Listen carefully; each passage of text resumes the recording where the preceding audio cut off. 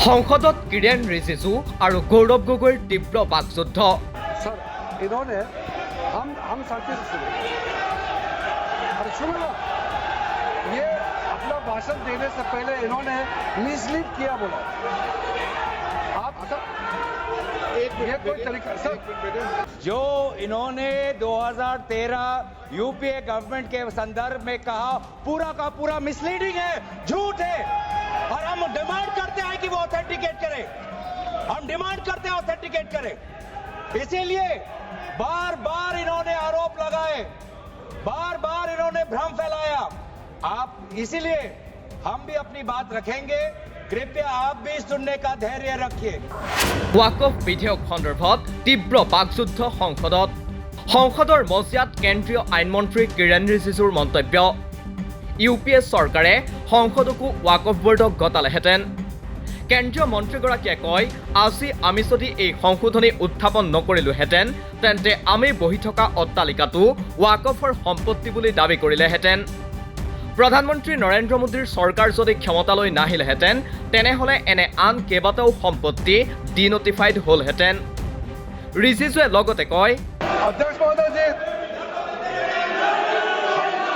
ये वक्फ बोर्ड का जो प्रावधान किसी मस्जिद, किसी मंदिर, किसी धार्मिक स्थल का व्यवस्था का कोई लेना देना नहीं है। ये सिंपली एक प्रॉपर्टी का मैनेजमेंट का विषय है। ये कोई मुसलमान अपना ज़कात देता है, फितरा देता है, उसको हम पूछने वाला कौन होते हैं? ये आपका धार्मिक भावना से जुड़े हुए चीज है, उसमें सरकार का कोई लेना देना नहीं है। लेकिन ये वक्फ प्रॉपर्टी का मामला है, लेकिन वक्फ प्रॉपर्टी का मैनेजमेंट करता है, मुतवालिज करता है। ये आपको इतना बेसिक ये फर्क जो है अगर समझ में नहीं आते या जानबूझ करके आप नहीं समझना चाहते हैं तो मेरा पास इसका कोई इलाज नहीं है। अध्यक्ष महोदय जी, ये आपके माध्यम से मैं फिर से कहना चाहता हूं कि ये सर क्या ये ऐसा बहस नहीं होता है जी। आप बिहार और अगर नरेंद्र मोदी जी का सरकार नहीं आते, अगर यूपीए का सरकार कंटिन्यू रहता तो क्या बिल्डिंग को डी नोटिफाई किया जाना था। 123 प्रॉपर्टी को तो डी नोटिफाई किया। मैं रिकॉर्ड में कह रहा हूं, अपने मन से कुछ नहीं कह रहा हूं, मैं ऑफिशियल रिकॉर्ड का बात बता रहा हूं। अध्यक्ष महोदय, आप काहे को उछल रहे हो? मैं अपने से थोड़ी बोल रहा हूं, जो हकीकत बात को बता रहा हूं। কিৰেণ ৰিজিজুৰ এনে মন্তব্যক বিভ্ৰান্তিকৰ আখ্যা লোকসভাৰ বিৰোধী দলৰ উপদলপতি গৌৰৱ গগৈৰ। आज इस सरकार का इस बिल के द्वारा 4 इनके मूल उद्देश्य। पहला मूल उद्देश्य है कि संविधान को कमजोर करना, टू डाइल्यूट द कॉन्स्टिट्यूशन। इनका दूसरा उद्देश्य है भ्रम फैलाना, to defame the minority communities of India.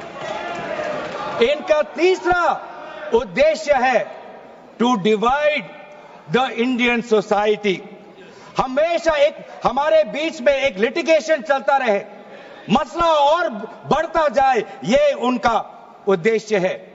और चौथा इनका उद्देश्य डाइल्यूट, डिफेम, डिवाइड, और चौथा इनका उद्देश्य है to disenfranchise the minority communities. आज माइनॉरिटी कम्युनिटीज के प्रति अपनी संवेदना जता रहे हैं। सर, कुछ हफ्ते पहले देश में विभिन्न जगहों में लोगों ने ईद की शुभकामनाएं एक दूसरे को दी।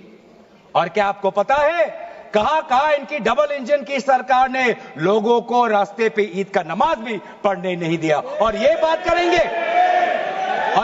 करेंगे आप अल्पसंख्यकों के प्रति अपनी संवेदना जताते हैं। मैं पूछना चाहता हूं कि आपके लोकसभा में कितने एमपीज अल्पसंख्यक हैं? पहले उसका विवरण दीजिए और फिर हमें बताइए कि आपके दिल में कितना संवेदना है। सर, मेरा तो मैंने जिस दिन भी ये बिल इंट्रोड्यूस हुआ उस दिन भी आदरणीय मंत्री को मैंने सुना और आज भी मैंने उनको सुना। जिस दिन उन्होंने इंट्रोड्यूस किया उस दिन भी अगर आप उनका स्टेटमेंट पढ़े तो उन्होंने कहा कि इसको बिल लाने से पहले बहुत विस्तार रूप से इस बिल पर चर्चा, इस बिल की लाने के लिए चर्चा हुई थी। सर पूरा का पूरा मिसलीडिंग 2023 में सर सरकार 24 में आई, ये खुद 24 के बीच में इन्होंने अपना बिल लाया।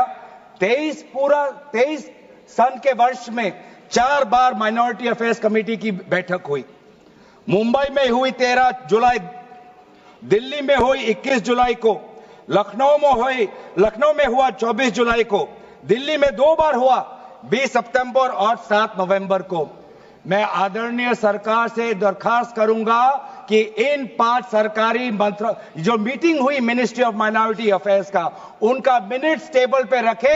एक भी मीटिंग में नया वक्फ अमेंडमेंट बिल चाहिए उसका जिक्र भी नहीं हुआ था। এনেদৰে আজি সংসদ ভৱন উত্তাল হৈ পৰিল ৱাকফ বিল সন্দৰ্ভত।